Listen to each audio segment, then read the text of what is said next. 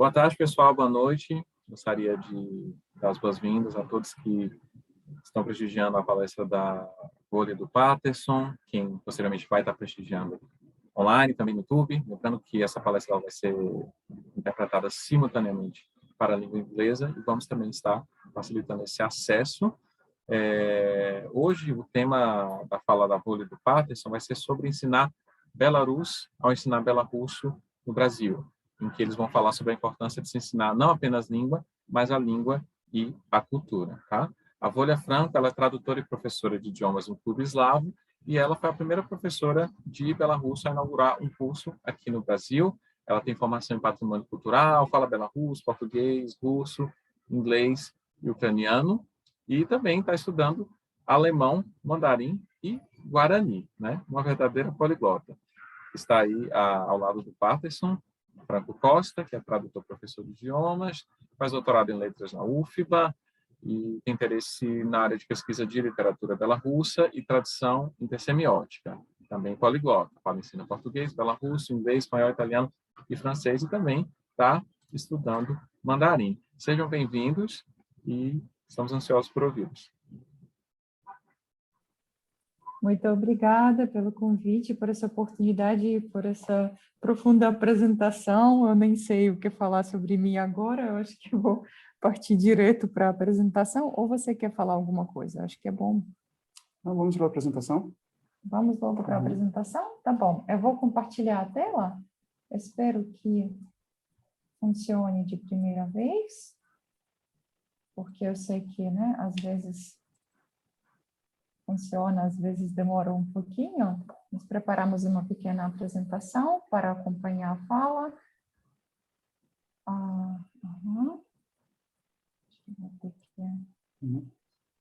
Sim. Como que eu faço o slideshow? Ctrl F5. Acho que é assim.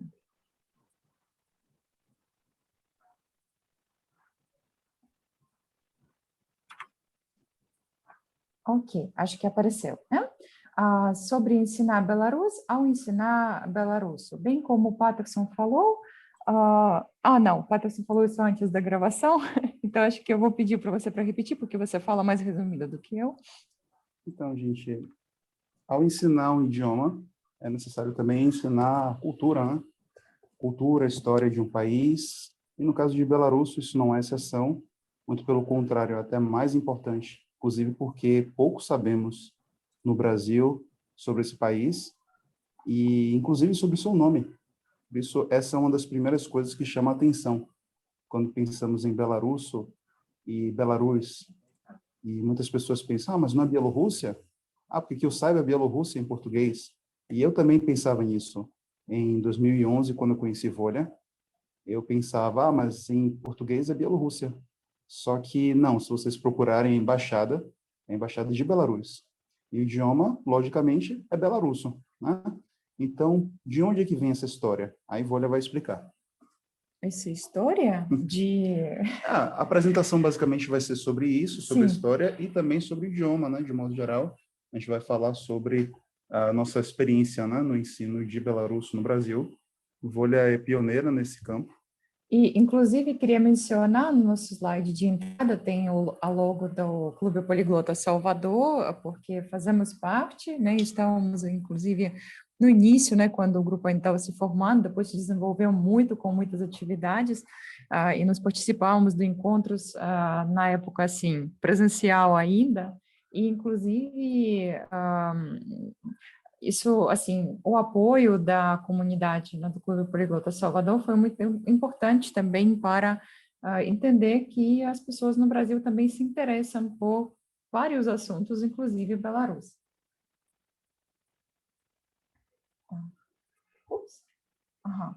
Então, o que é Belarus? Belarus é um país, assim como o Brasil, é um país...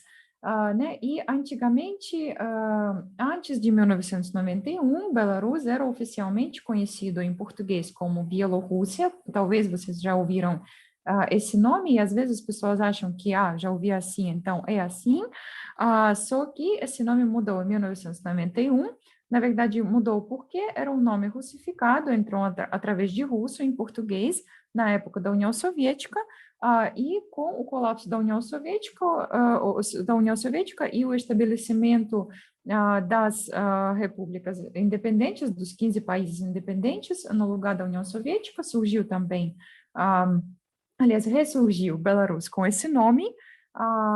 Belarus é assim em belarusso, e por isso para outros idiomas entra também desse jeito. Inclusive, se a gente for ver em inglês, por exemplo, também antigamente existiam outras variedades do nome, mas em inglês já é mais consolidado Belarus, então, em geral, com o inglês não tem essa questão, né? Como no Brasil a gente ainda não tem tantas coisas assim produzidas em português, embora já tenha bastante, né, sobre Belarus, ainda isso gera certas dúvidas, né? Inclusive, nós produzimos até um vídeo específico, quem quiser procurar depois no YouTube, Belarus ou Bielorrússia, como está certo em português, a gente explica bem detalhadamente só a questão do nome.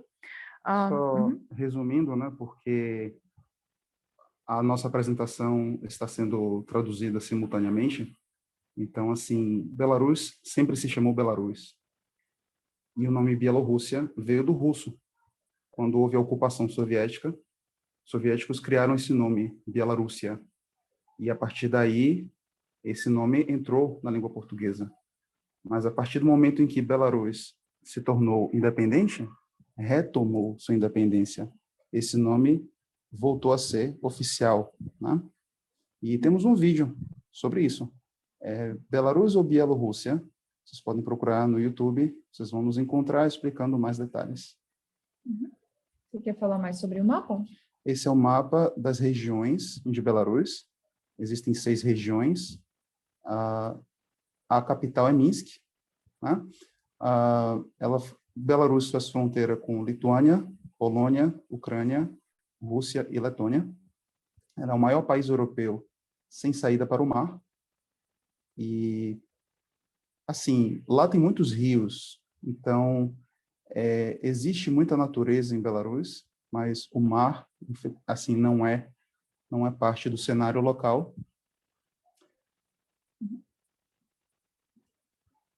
Estas são as bandeiras. Talvez quem tenha visto as últimas notícias sobre o país pode ter visto protestos em Belarus. E muitas pessoas com a bandeira branca, vermelha e branca. E quem já viu a bandeira vermelha e verde, que é oficial ainda, pode ter pensado, que bandeira é essa? E essa bandeira, gente, vermelha e verde, é inspirada na bandeira da antiga Bielorrússia, da antiga República Socialista Soviética. E aí entra na questão do regime atual, desde 1994, lá é o mesmo governante, e ele instituiu esse símbolo. A bandeira da esquerda, a bandeira branca, vermelha e branca, com esse símbolo do cavaleiro, era oficial em Belarus, antes ainda da União Soviética, e voltou a ser. Se vocês forem ver, todas as ex-repúblicas soviéticas recuperaram seus símbolos nacionais. E Belarus foi o único país a retroceder, né? A retornar um símbolo de uma época em que o país não era independente. Então, isso é muito paradoxal. Mas, enfim. Isso só para explicar, assim, as coisas mais básicas, assim, né, do país que a gente vê. E aí nos entramos no idioma, né? O Belarus é um país que tem a etnia predominante belarussa, né?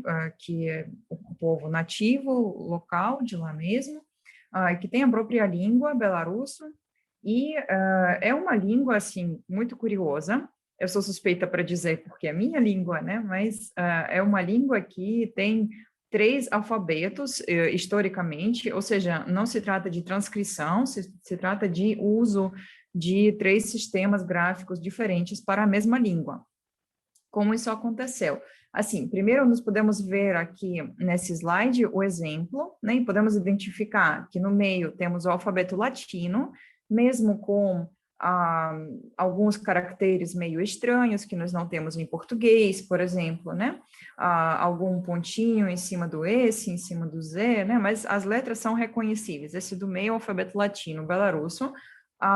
Na esquerda é o alfabeto cirílico, que é amplamente usado em Belarus atualmente, que é meio que o principal para Belarus agora, e o alfabeto árabe na direita. Ele também existe. Os textos em todas as três colunas são os mesmos. Em cima nós vemos a inscrição Живе Belarus, que é como se chama isso? Um lema? Um lema, sim, que quer dizer Viva Belarus. E embaixo temos um texto um pouco maior, só para ter um quadro maior do idioma, do primeiro artigo da Declaração dos Direitos Humanos. Então, quem sabe, quem lembra assim de cor em português ou em inglês, podem ver se conseguem reconhecer de repente alguma palavra ou não, né? Mas podemos ver que são três sistemas gráficos diferentes, mas é a mesma língua. Como isso aconteceu? Por que três sistemas gráficos? A primeira escrita em Belarus, né? Quando a escrita chega em Belarus, que a gente saiba, né? Primeiros registros que chegaram até hoje, nós sabemos que foi o século IX. Isso tem a ver com a chegada do cristianismo, do rito bizantino, da influência do Império Bizantino no território de Belarus, e não estão apresentados aqui agora, não, mas existem documentos de escrita daquela época, e naquela época as línguas eslavas que nós conhecemos hoje não tinham seus nomes atuais, não eram exatamente como são agora. É claro que toda língua passa por uma constante transformação ao longo do tempo, ainda mais quando se trata de mais de 1000 anos, né? Então, não, Muitos séculos. Muitos séculos, não, mas seria, sim, século IX seria o quê? As primeiras inscrições em belarusso que chegaram até nós, pelo menos, estão assim, já com marcas do belarusso, nós podemos fazer uma relação com o belarusso falado hoje, são datadas do século XIII, então há menos de 1000 anos, mas ainda assim é uma diferença considerável. É como o português medieval, as cantigas, né, os cancioneiros, não são exatamente o português falado hoje, mas se compreende, percebe-se que é o mesmo idioma, em diferentes fases de desenvolvimento. Você quer comentar esses dois documentos que estão aqui? Então, belarusso foi a segunda língua eslava a ser impressa, em 1517, pelo doutor em medicina, poeta, escritor, inventor também, Francisco Scarina. Ele está representado na gravura à esquerda. Essa é uma cópia da Bíblia em belarusso antigo. Aliás, belarusso, digamos que não o atual, mas o belarusso da época. E a outra gravura é a Constituição do antigo Grão-Ducado da Lituânia, datada de 1588, um dos primeiros documentos do tipo, né, para um Estado europeu. E o Grão-Ducado da Lituânia, esse nome, né, meio que nos faz lembrar do atual Estado lituano, que é vizinho de Belarus e com o qual Belarus tem mais de 700 anos de história em conjunto. Então, são nações muito próximas. Mas, assim, a língua desse Estado, a língua oficial, era o belarusso antigo, também chamado de ruteno. E até somente, se eu não me engano, ano passado, é que surgiu uma tradução desse documento para lituano. Se não foi ano passado, talvez 2 anos atrás. Ou seja, a língua desse Estado era o belarusso e, por exemplo, um grande pesquisador de línguas bálticas, Petrudini, né? Ele fala que a Lituânia se referia antigamente a Belarus. Então, é meio difícil dizer o que era Belarus ou o que era a Lituânia na época. Era um Estado só. E a língua desse Estado era o belarusso. A língua oficial, A língua lembrando oficial. que Lembrando que tinha vários outros, claro. Claro, o país multiétnico, com vários povos, várias línguas. Sim. Um pouco mais sobre Francisco Scarina, ele é da mesma cidade que eu, cidade de Polotsk, a cidade mais antiga de Belarus, e além de traduzir e imprimir vários livros da Bíblia do Velho Testamento, ele também ainda escrevia prefácios, e prefácios muito lindos, que são belos exemplos de literatura belarussa daquela época, do século XVI. E nós temos aqui um trecho assim que é muito citado e que eu acho que seria bom a gente ler. O que você acha de eu ler em belarusso, se você traduzir? Digo, lendo em... Як ад нараджэння звяры, што ходзяць у пустыні, ведаюць ямы свае, птушкі, што лётаюць у паветры, ведаюць гнёзды свае, рыбы, што плаваюць па моры і ў рэках, чуюць віры свае, пчолы і тым падобныя абароняць вуллі свае, так і людзі, дзе нарадзіліся і ўскормлены, да таго месца вялікую ласку маюць. Vocês podem ver a tradução para português. Como desde seu nascimento as feras que andam no deserto conhecem suas covas, os pássaros que voam no ar conhecem seus ninhos, os peixes que nadam pelo mar e nos rios sentem seus redemoinhos, as abelhas e afins defendem suas colmeias, assim as pessoas onde foram nascidas e criadas têm um grande carinho por esse lugar. É uma coisa assim bem patriótica, né? Então a gente sempre, mas assim, patriótica no sentido de sempre lembrar da nossa origem, lembrar de onde viemos, né? E ter carinho por esse lugar, né? De quem somos e de onde somos. E é muito importante, acho que serve não só para belarussos, mas é bastante universal. Claro que o alfabeto cirílico mudou com o tempo, né? Mudou bastante, mudaram certas letras, mudou a escrita, também o vocabulário, assim como a gente pegando qualquer texto do século XVI, por exemplo, em português, já vai ser muito diferente do latim, mas vai ser muito diferente do português de hoje também, né? Então, em belarusso isso também funciona. E falando do alfabeto belarusso, a gente usa o alfabeto cirílico como principal, e esse alfabeto cirílico ele se transformou durante o tempo e hoje tem essas letras que nós podemos ver aí na lista, A, B, V, R, D e por aí vai. E tem uma letra específica que nós temos muito carinho especial, é a letra uniskladové, o U korotka, que quer dizer o breve ou o assilábico. Então, ele se escreve como um U cirílico, que parece mais com Y, né, no alfabeto latino, e uma, não sei como se chama, um ganchinho, meia-lua. Uma meia-lua em cima que mostra que ele é breve, que ele é pronunciado curto. Como ele se pronuncia? Aqui embaixo temos duas palavras de exemplo que é fácil reconhecer se a gente conseguir ler, apenas ler o que está em cirílico. Salvador, Austrália. Então, a primeira palavra, Salvador, é a cidade que a gente mora aqui no Brasil, né? E é exatamente esse som que a gente fala também em português de Salvador. Pelo menos aqui em Salvador a gente fala assim, né? Eu sei que nem em todo lugar, talvez. E Austrália também, esse U breve. Esse é o som e a letra. Por que nós temos tanto carinho por essa letra? Porque ela até que existe, na verdade, em outros idiomas, em alguns pouquíssimos outros idiomas que escrevem cirílico, mas das línguas eslavas é a única que usa essa letra no alfabeto. E nós temos até um monumento a essa letra na cidade de Polotsk, essa mesma cidade de Francisco Scarina, a cidade que eu cresci também, e a cidade que é a mais antiga de Belarus, que é conhecida desde o século IX só pelas fontes escritas.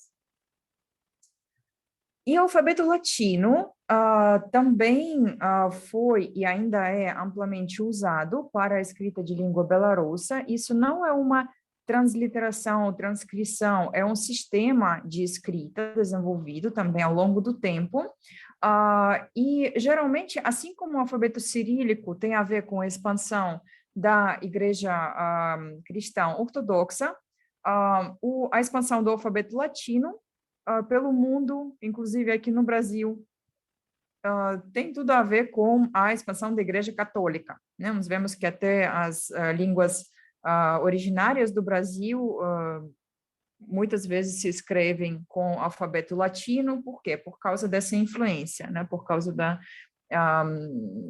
escrita, sistema de escrita trazido pela catequização, também, junto com catequização.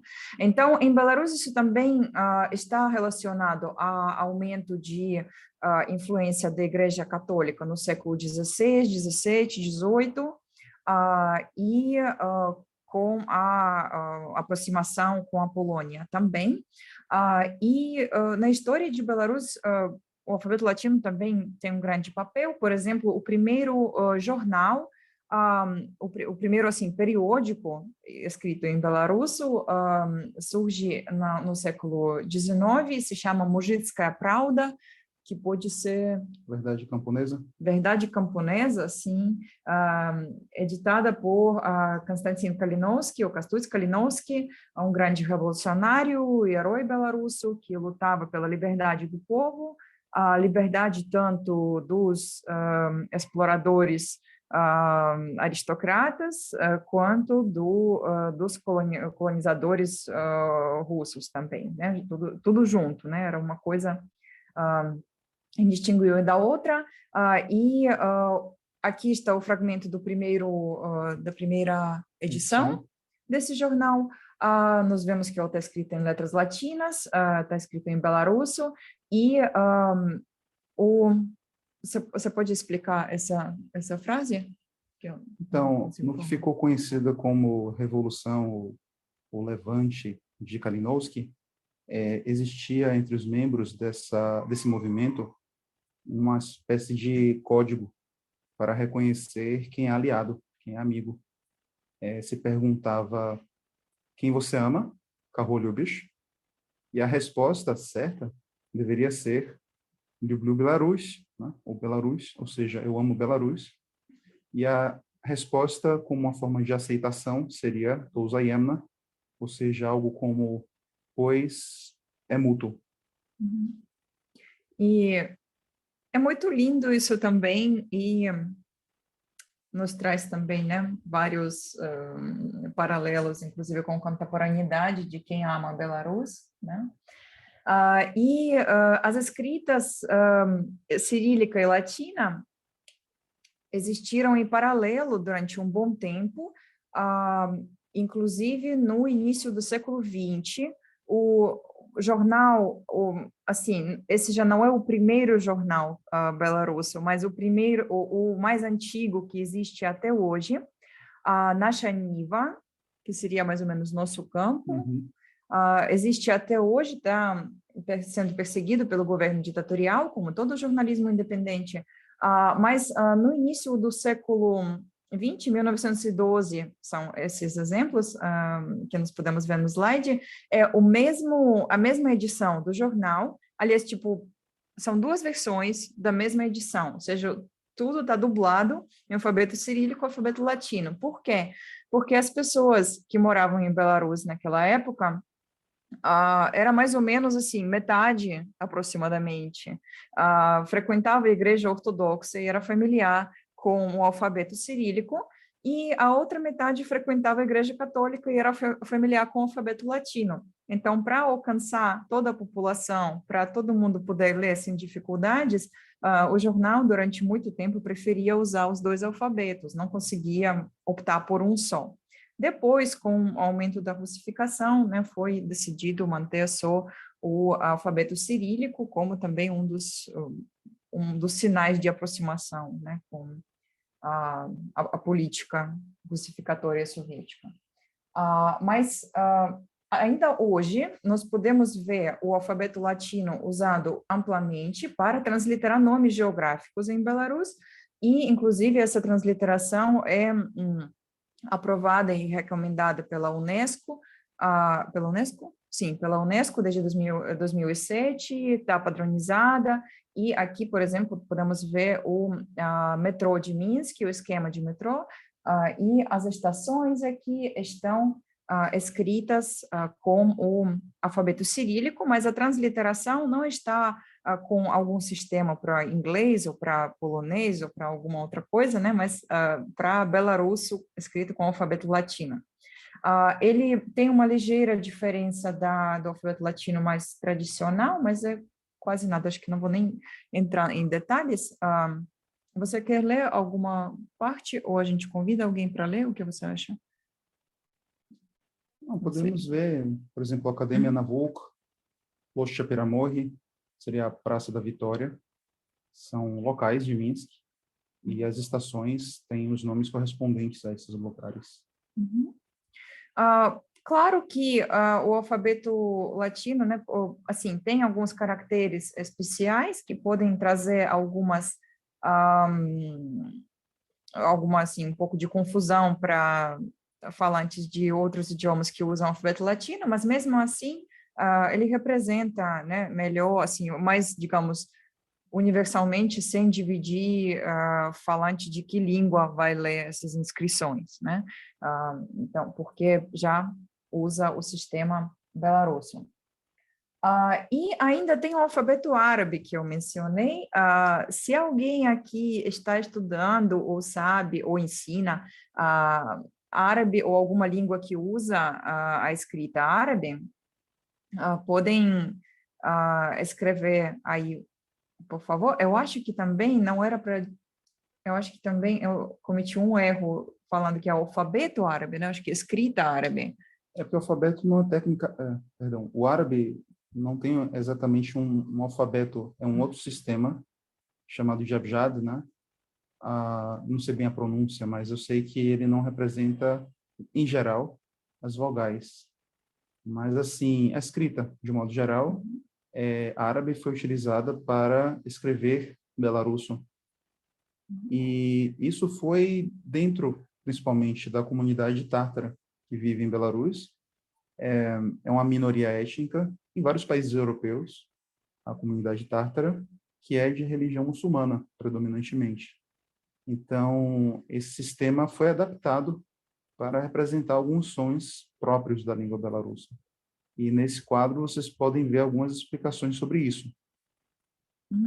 E podemos ver que, assim, eu peço desculpas, não seria alfabeto, seria escrita árabe, isso foi um erro meu na tradução, mas podemos ver aí como ele foi transformado, né, nesse quadro de, primeiro, do abjad, né, surgido para a língua árabe, depois adicionaram alguns caracteres persa e foram criados 2 caracteres específicos para representar dois fonemas, z e ts, que não podiam ser representados com as ferramentas que já tinham na escrita árabe. Então, aqui não sei se vai dar para ver meu cursor, esses 2 caracteres foram adicionados especificamente para escrever para escrever belarusso. Ou seja, tártaros belarussos escreviam textos religiosos em belarusso, mas usando essa escrita árabe. Isso é um momento assim bem interessante. Hoje tem pesquisadores que pesquisam isso mais profundamente, mas assim, eu não sei muito bem dessa parte, se você apresentar assim por cima, mas com que nos trabalhamos mais, eu e Patterson, também com a questão de transliteração de belarusso, porque se nós já temos a latinca, esse alfabeto latino, a escrita latina tradicional, nós temos ela um pouco atualizada e usada oficialmente para a transliteração dos nomes geográficos. Por que, então, criar mais uma transliteração? Porque, na verdade, isso está acontecendo em vários idiomas, e dentro da própria Belarus, por exemplo, enquanto nós transliteramos os nomes geográficos, nomes das estações de metrô, nomes das ruas, transliteramos de acordo com a tradição belarussa, nos documentos oficiais, como no passaporte, os nossos nomes são transliterados de acordo com um outro sistema que foi inventado já na contemporaneidade, basicamente transliterando de belarusso para inglês, para que falantes de inglês pudessem pronunciar mais ou menos certinho. Só que, mesmo se a gente usar esse sistema, tem uma série de problemas quando um falante de português vai ler isso. Ou falante de italiano, ou de espanhol, ou de francês. E, por exemplo, na imprensa de língua francesa, de língua espanhola, de língua italiana, de língua inglesa, existem certas tradições de transliterar os nomes belarussos, e o que nós fizemos era juntar esses sistemas usados, polonês também, curiosamente, a escrita de, assim, o alfabeto polonês é bastante próximo ao alfabeto belarusso tradicional, latino, mas eles usam o seu próprio sistema de transliteração, que não coincide 100% com isso. Então, se todo mundo translitera do jeito que quiser, já tem essa bagunça, né? Digamos assim, já tem essas, tá bom, bagunça não, mas variedade de transliterações, nós apenas adaptamos um pouco nesse sistema também para o português.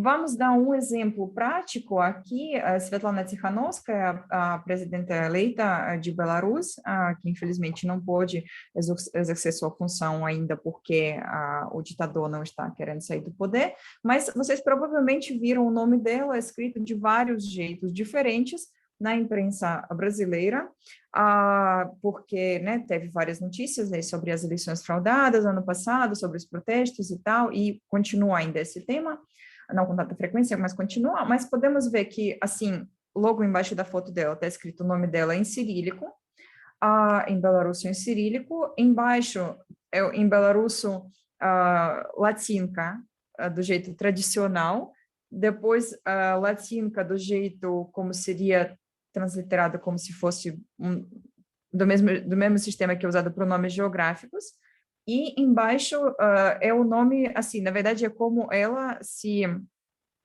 escreve seu nome em letras latinas, e também ele coincide com esse sistema de transliteração, tanto para inglês quanto para português, né? Nesse caso, não há divergências,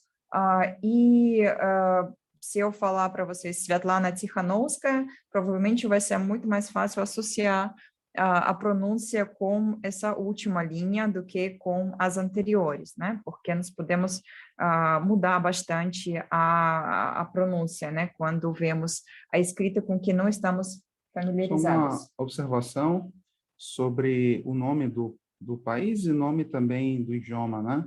Assim como vocês podem ver na lista, tem nesse mesmo site transliteração para português, inglês, alemão, etc.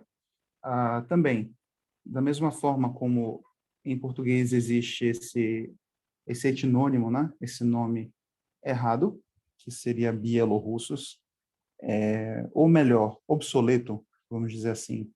A mesma coisa acontece em outros idiomas, né? E aqui vocês podem vê-los escritos nesses idiomas da forma correta, como Belarusian, em inglês, não é Belarusian, como às vezes a gente vê na mídia em língua inglesa, né?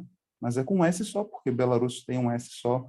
Então, é Belarusian, Belarusso em espanhol, Belarus em francês, né? E em todos esses idiomas, em polonês também, vocês vão ver da forma atual, da forma condizente, inclusive com as representações diplomáticas e com as representações nas Organizações Unidas, na ONU, né? Em vários idiomas. Inclusive, apesar de que hoje as representações diplomáticas são, infelizmente, do ditador e não de Belarus, não do povo belarusso, mas ainda antes dos acontecimentos do ano passado, geralmente as representações diplomáticas de Belarus usavam um nome atualizado, né, nas respectivas línguas. Então, vocês podem sempre procurar como referência a embaixada de Belarus para ver de que jeito é usado o nome do país na língua em questão, né? E podemos ver, né, nós vimos agora, assim, abordamos um pouco essa parte das escritas, né, e podemos ver um pouco da fala. Eu não sei se a gente consegue ter alguma coisa interativa, não sei, ou pelo tempo não, né, não sei. Então, podemos só, assim, basicamente, né, introduzir algumas frases básicas de belarusso, junto com a pronúncia e a tradução. E vocês podem repetir com o microfone desligado, né? E depois a gente ainda abre para as perguntas no final, eu acredito, né? Então, podem tirar as dúvidas depois. Você lê em belarusso ou em português? Vitaio é olá, Jak maessia? como vai? Dobra seria a Bem. resposta positiva, bem, Nябlaha. que seria nada mal. Jak ciebie zwać? Como você se chama? Мяне звать Воля. Uhum. A тебе? Mnie zwać Patterson. Eu me chamo. Uhum. Дякую. Дякую, obrigado, obrigada. Нема за що. De nada, literalmente, por nada, não há de quê. Uhum. Калі ласка. Por favor.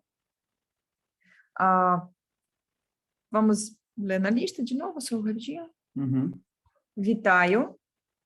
Як маєшся? Добре. Няблага. Як тебе звать?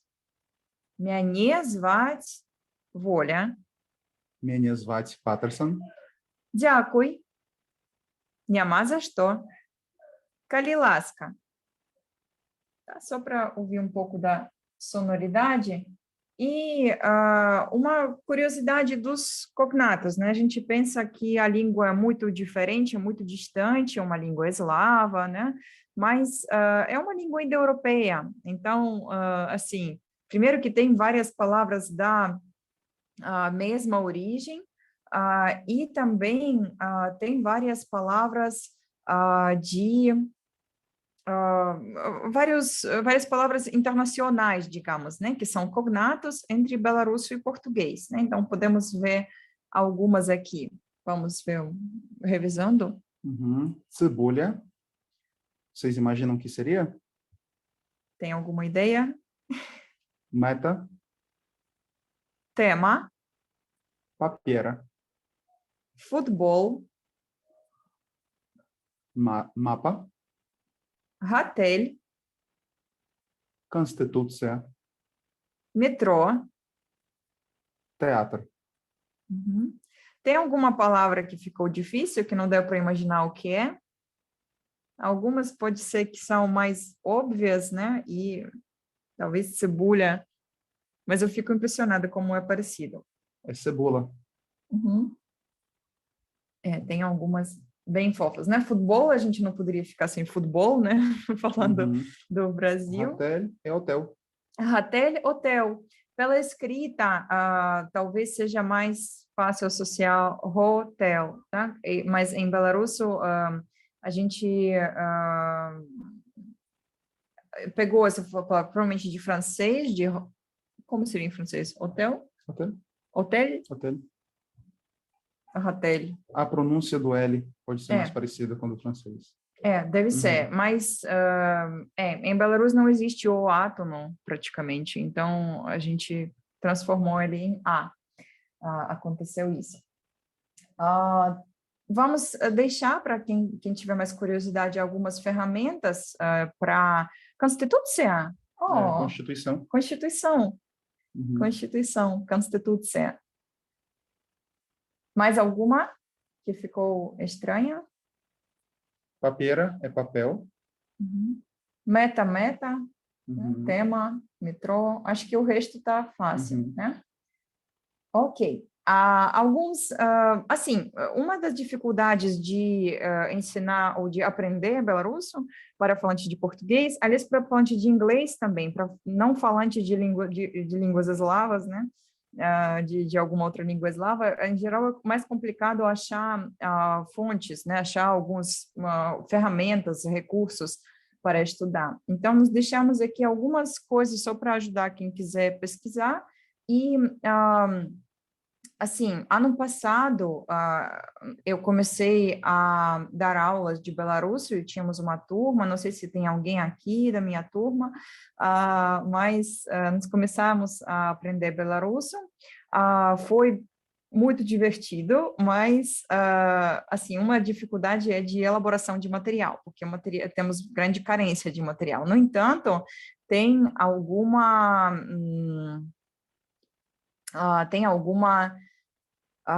Tem algumas sugestões aqui, né? Mova na Nova, Volnaya Mova e Rodna são cursos de belarusso para belarussos que querem falar belarusso mais, né? Porque temos também uma situação linguística complicada. Então, é mais para nativos ou para que são mais acessíveis, né? Como o Omniglot, inclusive para outros idiomas, se de repente alguém não conhece ainda essa ferramenta.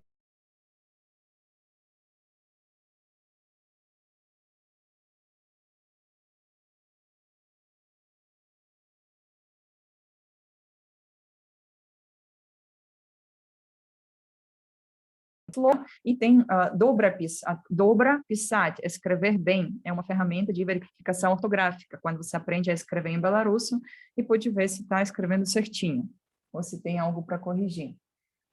E com a literatura, temos... eu queria mostrar para vocês esse poema, que é muito importante, assim, esse poeta, Jan Kupala, talvez seja o poeta belarusso, e esse poema é muito importante para belarussos,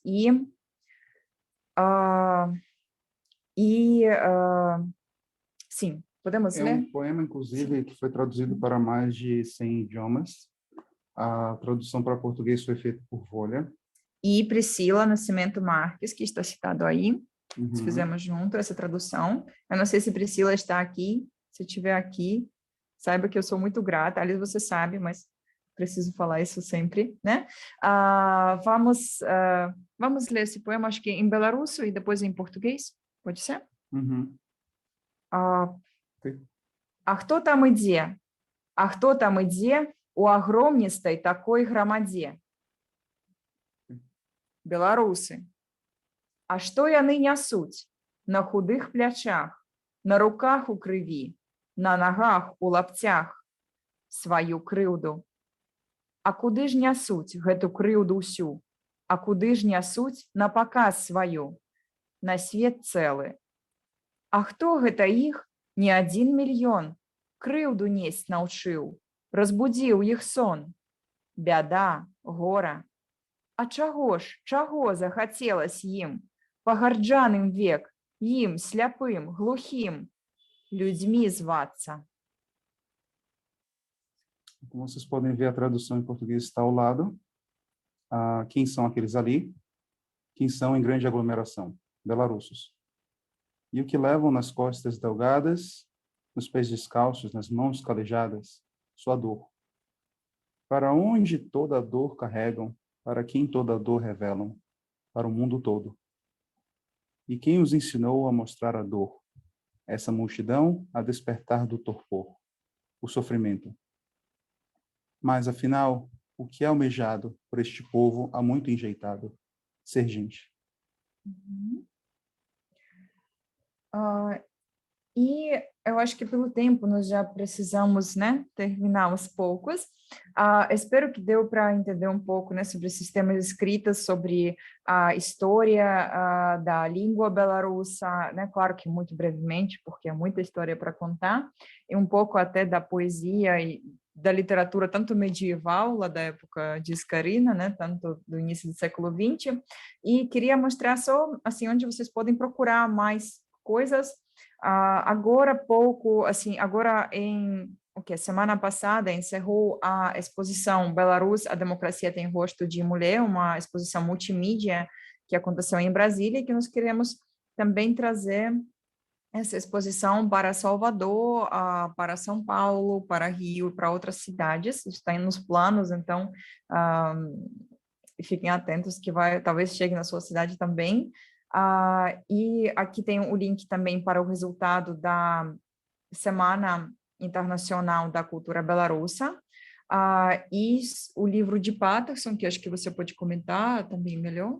Cinema em Exílio, Tradução e Política na Belarus Pós-Soviética, é o resultado da minha pesquisa de mestrado, defendido na UFBA, em 2017, e conta muitas coisas sobre a situação política no país, e explica, em boa parte, o que está acontecendo hoje, o que vemos nas notícias sobre os protestos no país, sobre a questão da democracia, da luta pelos direitos humanos no país, que não é de hoje, que vem lutando, por justiça, por eleições democráticas e transparentes. Eu acredito que esse livro pode ser interessante para quem quiser saber mais sobre a cultura, sobre a história e as relações de poder no país hoje. Também tem esse link aí ao lado, a gente vai disponibilizar a apresentação, então vocês vão poder clicar nisso tudo, tá? Nós reunimos alguns, assim, links mais importantes, assim, sobre, não importantes, mas, assim, os principais para saber alguma coisa sobre Belarus em português, né? E temos a Embaixada Popular de Belarus no Brasil, a Embaixada Popular, que visa informar sobre tanto o que está acontecendo em Belarus agora, quanto sobre o contexto cultural e histórico belarusso de modo geral. E acho que, para finalizar, eu gostaria de ler um poema de outra conterrânea minha, mas conterrânea e contemporânea, a Ksenia Saramalot, é uma ativista universitária e prisioneira política, infelizmente, presa desde vai fazer um ano, desde 12 de novembro do ano passado, supostamente por participar dos protestos, por se manifestar contra a injustiça e violência daquilo que se diz Estado. E esse poema ela escreveu na prisão, e enviou numa das cartas. Eu vou ler em Belarus e vou pedir você para ler em português. Беларусь живе. На шерых стенах, за фарбой, на фарбе, у змитим мастацтві, червоним по білому. Беларусь живе. Ва усмешках і сльозах, у зморених в очах і все ровно пригожих, у воклічах і песнях, у мові і у вершах, у светлых людях, што ў цёмных месцах. Беларусь живе. У маленьких аркушах паперы, у теплых сонечных слоўцах. Беларусь надрапана на тынкоўцы, намалёвана ў самых таемных месцах. Беларусь живе у наших сердцах. Belarus vive. Nos muros cinzas, atrás da tinta, na arte apagada, vermelho no branco. Belarus vive. Nos sorrisos e nas lágrimas, nos olhos cansados e mesmo assim lindos, nos gritos e nas canções, na língua e nos versos, em pessoas iluminadas, nos lugares escuros, Belarus vive. Nas folhinhas dobradas, nas palavras com emoções, Belarus nas paredes riscadas, desenhadas sob 1000 proteções. Belarus vive em nossos corações. Essa tradução é nossa, né? Como vocês podem ver. E eu acho, assim, simbólico terminar com esse poema, que fala também de que Belarus vive inclusive com o apoio de todas as pessoas que pensam Belarus lá e cá, que procuram saber e que estudam Belarus e a língua belarussa, e incluindo vocês que acompanharam essa nossa apresentação. Dziękuję, muito obrigada. Eu deixo aqui também o contato da Embaixada Popular, da qual faço parte, que vocês podem contatar para saber mais, e vamos disponibilizar essa apresentação também. Se ainda der tempo, a gente está pronta para, estamos prontos para perguntas, né? Se tiver. Mas aí, a Robson que vai dizer. Oi, tudo bom? Sou o Juliano aqui. Estava assistindo também com o Robson. Muito legal, viu? Oi, Juliano. Que legal que vocês leram aí várias poesias, né? E mostraram a pronúncia, né, da língua. Muito bom. Achei lindo. Na hora da prática ali, eu quase que eu coloquei você para a gente fazer algo em grupo também, mas enfim, a gente saber como é que seria a recepção, mas adorei o som. Você sabe que eu sou da fonética, né? E quando o som chama a atenção, né? Então... Eu estou estudando polonês há 2 anos, então teve umas palavras que eu identifiquei ali do polonês, né? Parecido. Muito bom, como línguas eslavas, né? Assim como as línguas latinas se parecem entre si, dá para ver umas semelhanças. Vamos lá, pessoal. Alguma pergunta aí? Abre o espaço aqui para o nosso Q&A. podem ligar o microfone, então escrever no chat, ver se tem alguma coisa aí no chat. Bom, temos aqui um Estão dizendo que comentário. a gente rompeu a parede do Zoom, né? Porque eu e o Robson estamos aqui na mesma tela agora, né? Coisa que a Raquel e a Patrícia também estão aí quase na mesma tela. Praticamente. Tem várias duplas aqui, né? Vôlei e Patterson também estão juntos. Muito legal. Muito bom. Bom, pessoal, então vou começar com uma pergunta aqui para o Wólio Patterson, né, falando sobre semelhanças e diferenças entre línguas eslavas. Dentre as línguas eslavas mais popularmente estudadas, seja no Brasil e no exterior, quais as que têm mais proximidade? Por exemplo, é o russo que se parece mais com o belarrusso? E o que o belarrusso tem a ver com o polonês? Assim, né? Então, a gente estava conversando sobre isso mais cedo, sobre pensar Belarus, né? Difícil pensar sem pensar em outras línguas. Então, esse foi meio que um objetivo da nossa apresentação, focar, centrar, né, na língua belarussa. Mas pensando na relação com as línguas vizinhas, claro que tem muitas semelhanças e diferenças também. Eu diria que o ucraniano, das línguas principais oficiais de países, é que tem a maior proximidade. Eu e Volha fomos em Kiev, eu pedi Volha em casamento, né, em Kiev, e nós passamos o dia inteiro lá na capital da Ucrânia, e eu falava com as pessoas em belarusso e elas me respondiam em ucraniano, todo mundo se entendia. E eu fingia que eu era brasileira e não entendia nada. Uhum. E assim, muita gente pensa, belarusso e russo é tipo a mesma coisa. Eu lembro que eu pensava isso quando eu conheci Volha, e eu quebrei minha cara muito bonito, gente. Eu lembro que eu fiquei chocado, pensei, não, mas não tem... Assim, tem algo a ver, né? O cirílico, a gramática básica, tudo bem, mas muitas palavras, como vocês puderam ver, quem conhece alguma coisa de outros idiomas, né? Karilaska, Diakoi. Diakoi, por exemplo, obrigado, é um parente distante do thank you, do inglês. Eu não É sabia. semelhante ao polonês, acho que o Adriano identificou, né? Dziękuję é parecido. Dziękuję. Aí, se vocês forem ver em holandês, é thank you, dankie. Então, aí já puxam a ponte, né? Até o inglês, thank you.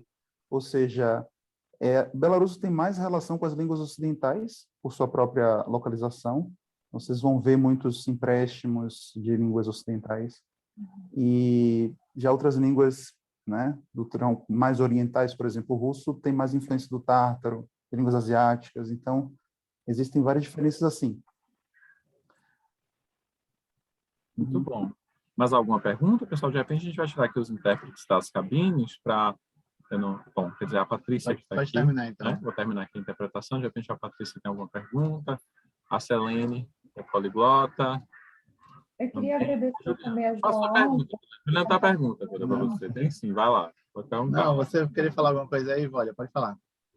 Eu queria agradecer, João, por colocar esse link do Bem Corpus. Realmente é um bom... na hora de fazer a apresentação, não lembrei de colocar, mas sim, é muito legal. Eu uso em geral para ver o uso da palavra, né? Porque é o corpus do idioma, é o corpus de literatura. E quando você procura... Enfim, é uma boa ferramenta de pesquisa também. É ótimo para quem pretende estudar belarusso, né? Assim, claro que depende do nível. Eu tenho uma pergunta. Eu não estava aqui no começo da palestra porque eu estava gerenciando a outra sala, mas por que a gente falava bielorrusso e agora é belarrusso? Agora você vai ter que assistir a gravação. A questão é que Belarus sempre foi um nome local, né? Só que aí, por imposição russa da ocupação soviética mesmo, veio do russo esse nome, né? Bielorrússia. Muitas pessoas acham que é aportuguesado, é uma forma aproximada. Não é. Em russo, inclusive, até hoje, muitas pessoas falam ainda Bielorrússia. Embora o nome oficial, mesmo em russo, seja Belarus, que vem do belarusso. Inclusive, Belarus tem, na prática, né, 2 idiomas oficiais. No passaporte, vocês podem ver. Se vocês jogarem no Google, passaporte belarusso, vocês vão ver os 3 idiomas, né? Belarusso, russo, inglês. Tá lá, Belarus nos 3 idiomas. Aí o que acontece? Como Belarus hoje é um país independente, né? Inclusive nos anos 90 só tinha o belarusso como língua oficial, apenas uma língua oficial. Então o nome oficial em português também passou a ser esse, né? Reconhecer essa independência. E também o gentílico, né? Belarus, belarusso. Inclusive, se vocês consultarem tanto a embaixada quanto o portal Itamaraty, vocês vão encontrar apenas esse nome Sim. oficial, Belarus, né? Uhum. Na mídia, também cada vez mais é usado o nome atual. Alguns ainda insistem por não saber, né? Mas aí a gente avisa, em geral, o pessoal passa a usar o nome correto. Nós fizemos um vídeo também curtinho sobre isso, né? No YouTube vocês podem encontrar. Belarus ou Bielorrússia no YouTube. Vocês vão ver a gente e explicamos vários detalhes, também falamos um pouco dessas expressões básicas. É um apanhado, assim, geral. Se vocês quiserem, Ok. pode deixar o vídeo tanto aqui no, Selene quer no fazer uma chat pergunta. ou lá no Mas grupo tem do que ser bem Poliglota. rápido, que a gente já vai começar outra palestra daqui a pouco. Pode falar, Selene. Uhum. Qual é o link do canal deles no YouTube? E a outra pergunta é: como é que eu faço para aprender o crochê do Belarus, que é maravilhoso? Aliás, vai um elogio para toda a habilidade de artesãos de lá, que é incrível. E eu estou nessa vibe. Uau! Gostei! O canal seria o quê? A Embaixada Popular? O Mas seu canal no YouTube, o canal de Botaram vocês. aqui, né? Eu acho. Uhum. Colocou no chat. Aí, Eu coloquei aí um vídeo que a gente explica Belarus ou Bielorrússia, e ele já está desse canal mesmo da Embaixada Popular. Uhum. E eu tenho outro canal também que é meu, que é mais voltado ao ensino de idiomas, não tanto sobre assunto cultural político de Belarus, que eu vou passar também aqui o link, se alguém quiser assinar. E sobre crochê, eu estou super curiosa. Na verdade, tem também uma arte, a gente tem algum exemplo aqui? Não.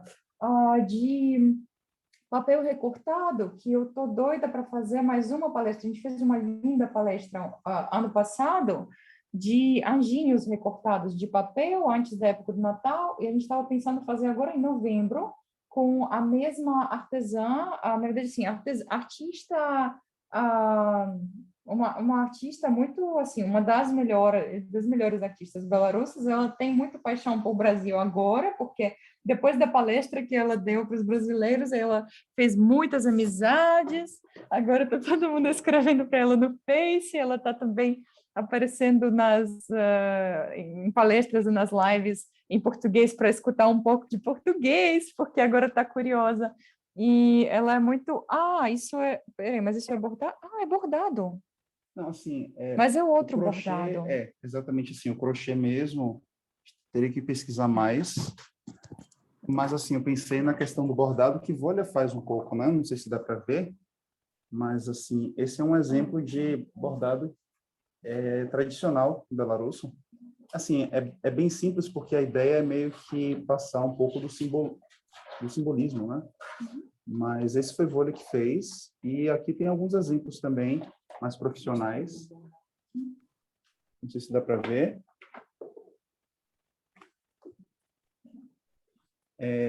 Em Belarus, essa arte assim, né, de bordado, de crochê,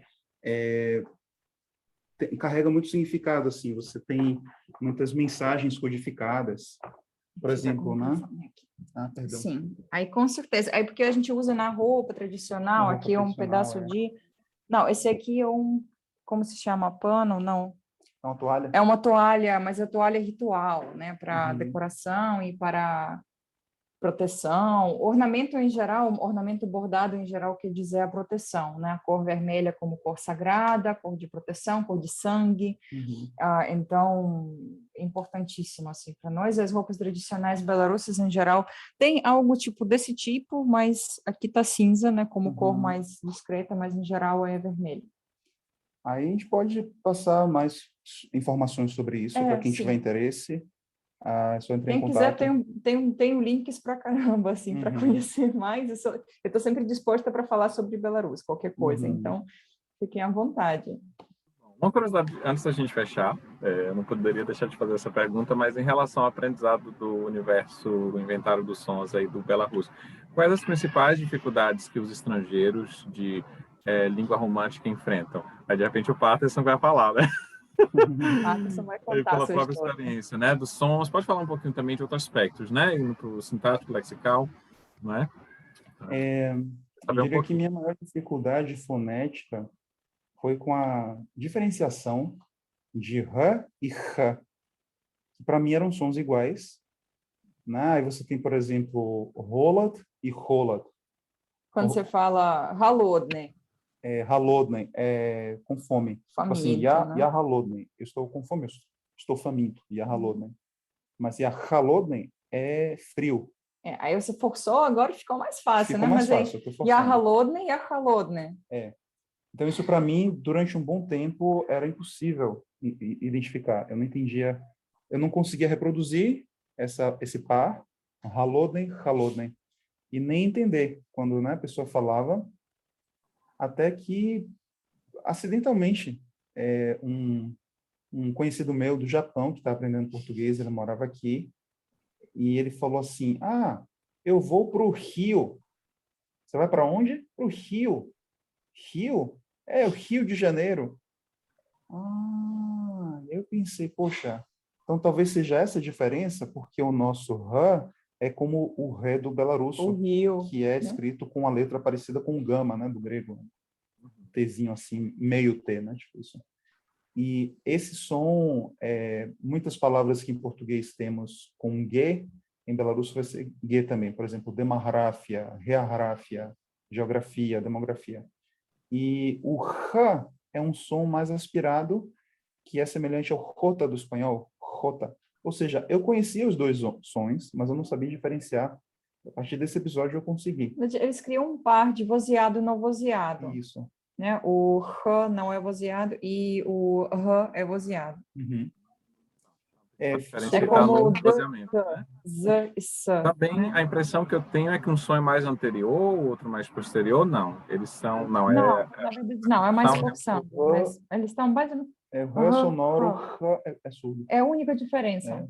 ok. Então é porque realmente, né, se faz par mínimo, então essa é a única diferença. Porque às vezes, perceptualmente falando, é meio complicado, né? Nem sempre a gente consegue distinguir, né? Que nem tudo aquilo que a gente ouve é o que está presente no sinal, é aquilo que produz, né? Como a gente A questão da aprende. gramática, eu diria que assim, o mais complicado em termos de gramática geralmente é a declinação. Para quem não conhece, é como se fosse uma conjugação de nomes, né? A gente conjuga verbos em português, mas em português a gente até que declina um pouco. Quando a gente fala eu, né, me chamo, não é chamo eu, né? Ou seja, esse me, o que a gente chama de clítico, é um resquício da declinação do latim. O latim era declinado. E também a questão do aspecto. Em belarusso existe o aspecto perfeito e imperfeito, típico das línguas eslavas. É algo parecido com o pretérito perfeito e imperfeito, só que se aplica a todos os verbos, em todas as situações, com 1001 repercussões, desdobramentos. Mas, assim, eu diria que, com o tempo, isso tudo vai parecendo muito lógico para quem vai aprendendo, né, o idioma. Bom, muito bom. Obrigado aí a Patterson e a Vôlea por ter compartilhado um pouquinho sobre língua e cultura da Bielorrússia, como a gente aqui, de Belarus, né? De Belarus. Agora eu vou estar convidando vocês para participar da palestra do Ricardo, professor da UFA, para falar sobre autoimersão. É um projeto novo que ele tem lá na faculdade e ele também uma referência no ensino de português para estrangeiros. Então, acho que vale a pena. Então, quem puder prestigiar, Juliana já deve estar ligando a sala lá, tá bom? Abrindo a sala. Então, aguardo vocês. Conhecemos o Ricardo e vamos ter muito prazer de assistir também a palestra dele. Bom, ele estava até aqui, né? Ele entrou aqui Convidamos ainda há também. pouco, né? Olha, já Ele foi veio lá. professora dele. Foi. Que ótimo. Então, pessoal, nos vemos agorinha lá na outra sala, tá bom? Então, até logo. Obrigado por terem prestigiado. Até já. Dziękuję. Muito obrigada, Dziaco.